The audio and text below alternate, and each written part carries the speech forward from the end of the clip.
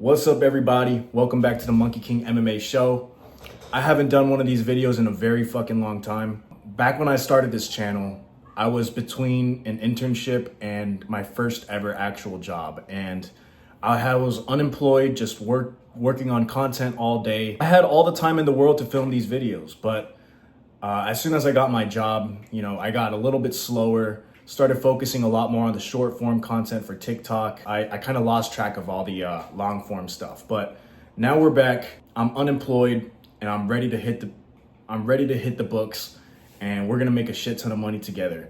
And I'm actually gonna be introducing a new series here with UFC Shanghai around the corner. We're gonna be introducing a new series, or I'm gonna be introducing a new series to this channel where I have completely transparent my bankroll, and we're gonna see how much money that we make together with each event that passes. So let's get started with UFC Shanghai. So we're gonna start this series off with $1,000. I already went to the casino, and I'm gonna roll a clip of it right here. So I put in 2 slips, and they both have the same exact 2-leg parlay. The reason why I made it 2 slips rather than making it one big 1 slip is because whenever I make it a bet that's over $300, they force me to swipe my card that identifies exactly who made this bet. And I don't like that. I feel like it's a little bit sus. They say that I'm getting rewards points for the hotel, but I don't trust it. Encore, I know what you're up to. That's why I made it 2 separate bets, but it shouldn't change anything. Basically, I have close to $500 on Aljamain Sterling money line first leg, Zhang Mingyang second leg. I think the total expected payout is close to $860 something dollars. I'll have the exact totals right here, but here's my analysis for both fights. For the first fight, Aljamain Sterling versus Brian Ortega, I honestly think that there's nothing Brian Ortega really offers that is better than Aljamain Sterling in the striking department, in the wrestling department.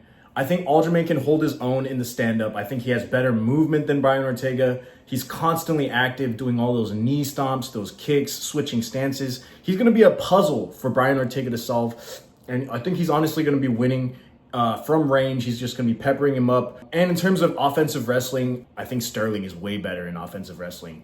I don't think Brian Ortega is going to be able to take Aljamain Sterling to the mat.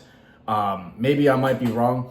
Aljamain Sterling was controlling the majority of the 3rd round against Movsar in his previous fight. Even though he lost that fight by decision, I thought it was a pretty close fight. And I feel fairly confident that Aljamain Sterling will be a few steps ahead of Brian Ortega come Saturday night. Now let's get into the second leg. Johnny Walker versus Zhang Mingyang. This just screams Zhang Mingyang KO. I know it just feels a little bit too obvious to trust it. An Asian newcomer. We all know how Asian newcomers have done in the UFC. They've been on a rough path. A lot of them are getting sent back to Road to UFC after getting two bad losses in a row in the UFC. They're getting sent back to Road to UFC to earn their way back up. And obviously, Asians haven't had their way, but light heavyweight is the division where Asians can actually make an impact, and they don't have to have the most skill. Zhang Mingyang, in my opinion, is probably juicing, first of all, and he has enough power, enough striking prowess to take on Johnny Walker.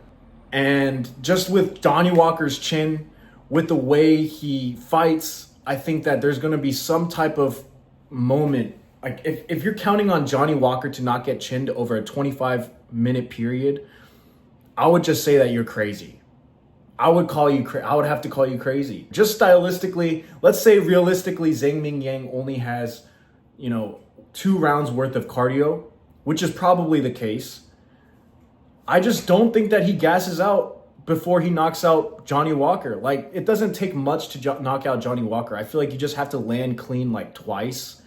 And with someone of Zhang Mingyang's power, someone of his size, that's been able to do what he's been able to do, I think he can 100% knock out Johnny Walker within the first round.